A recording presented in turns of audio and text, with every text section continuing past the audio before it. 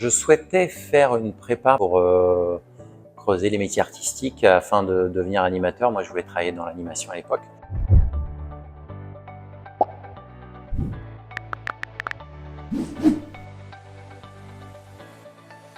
Alors, je m'appelle Alexandre Boyan. J'ai eu la chance de faire la prépa ECV, c'était en 2000. Voilà, c'était une année de prépa que j'ai fait avant de suivre des études d'animation à l'école des Gobelins. En fait, c'est une année qui m'a permis de rentrer à l'école des Gobelins. Je souhaitais faire une prépa pour creuser les métiers artistiques afin de devenir animateur. Moi, je voulais travailler dans l'animation à l'époque. Et voilà, j'ai eu la chance de faire cette année de prépa qui était une des meilleures années de ma scolarité. Tout confondu. Mon meilleur souvenir, c'est d'avoir des cours de dessin qui se déroulaient au Louvre, dans la salle Richelieu. Et on avait, c'était tous les mercredis matins, cours de dessin à aller au Louvre. Et moi, j'étais béat de bonheur de me retrouver au milieu de ces sculptures et d'apprendre le dessin avec tous mes amis. Voilà, c'est des super moments qu'on partage et dans lesquels on apprend ensemble et dans lesquels on se construit artistiquement les uns avec les autres. Après le CV, donc j'ai pu rentrer à l'école des Gobelins, ça m'a permis de commencer ma scolarité là-bas. Et après ça, je suis devenu animateur 3D. J'ai travaillé au studio DreamWorks sur Kung Fu Panda notamment pendant quelques années. Voilà, donc je suis parti aux États-Unis. Après, je suis rentré pour réaliser un premier film qui s'appelle Moon, le gardien de la lune. C'est un film d'animation qui est sorti il y a quelques années maintenant. Et en ce moment, je finis la réalisation du prochain, qui s'appelle Astérix, le royaume de Nubie, qui sortira l'année prochaine. Encore un petit peu de travail. En fait, on apprend vraiment le fondement d'une approche artistique sur un projet donné, que ce soit une illustration, une sculpture, une peinture, l'animation d'un personnage, un projet de court-métrage ou un long-métrage.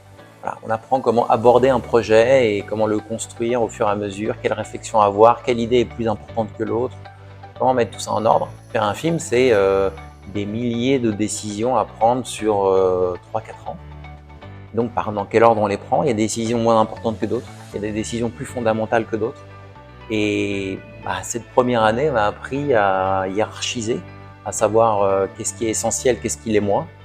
Et comme ça, à monter marche après marche, comme un escalier géant, on apprend à le monter petit à petit. Il y a la marche la plus importante en bas, ce qu'il ne faut pas louper. Et à la fin, c'est des toutes petites marches qui se montent facilement si tu as bien monté les premières.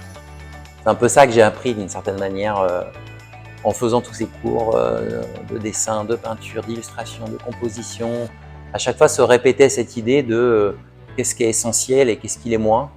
Et comment naviguer au milieu de ces projets artistiques. Et c'est comme naviguer sur un océan ouvert, c'est-à-dire qu'on peut aller dans tous les sens. Il y a 36 milliards de chemins à prendre, c'est celui que tu veux toi, donc comment est-ce que tu t'orientes là-dedans?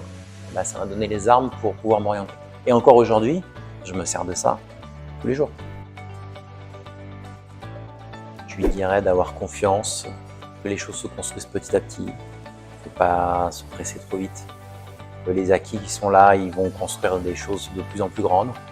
Qu'il faut juste apprécier le process et pas trop stresser, parce qu'on stresse tous, parce qu'on a tous le syndrome de l'imposteur. On est tous là en se disant mais en fait est-ce que je mérite d'être là moi? On a toujours cette petite voix là qui nous gâche des fois un peu le plaisir, qui nous met la pression. Si on travaille, si on met l'énergie, il n'y a pas de syndrome de rien du tout en fait. Il y a juste du travail et du résultat et des gens qui nous portent, des amis, des étudiants avec lesquels on se construit, on réfléchit, on pense et on trouve des solutions. Et tout ce travail, si on fait tout ça, les choses avancent, pour sûr.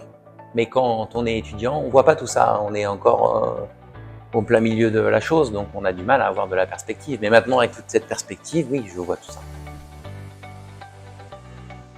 De donner tout ce qu'ils ont dans ces années d'études, parce que c'est des années extrêmement importantes, dans lesquelles beaucoup de choses se jouent. S'ils mettent le travail et l'énergie qu'il faut, il peut se passer énormément de choses, une dynamique peut se créer et qui va influencer les 5-10 prochaines années. Ça vaut vraiment le coup de s'investir à 2000%.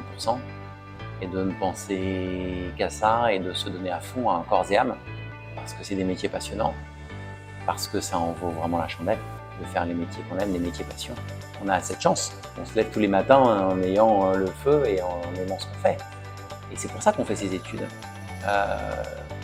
Mais en revanche, ça demande une capacité de travail forte et de se donner à fond là-dedans. Voilà. Si on ne se donne pas à fond, malheureusement, les résultats ne vont pas suivre. Il faut être vraiment prêt à tout donner. Et si on est prêt à faire ça, il peut se passer des choses extraordinaires. Le CV, c'est les fondements de l'artiste qui construit pas à pas. C'est les premières pierres posées vers ce que je suis aujourd'hui artistiquement, sur ma manière de réfléchir, mon approche. Encore aujourd'hui, quand je rencontre des gens qui ont fait le CV ou qui ont fait la prépa, je vois qu'on pense de la même manière et qu'on a cette même manière de voir les choses. Il y a cette même culture en commun qui est extrêmement précieuse. Donc ça, c'est vraiment un terreau extraordinaire pour construire des futures collaborations. Non, mon souhait, ça serait que le CV continue à se recréer comme il l'a fait jusqu'ici. Parce que je trouve que c'est une école qui a très bien évolué sur ce qu'elle propose comme enseignement, comme cursus, et notamment sur l'animation, ça s'est énormément développé de manière très pertinente. J'espère que l'école pourra continuer à proposer toujours des formations qui sont dans l'air du temps et qui s'inscrivent dans une pertinence artistique dans les défis qui auront lieu dans ces 40 prochaines années.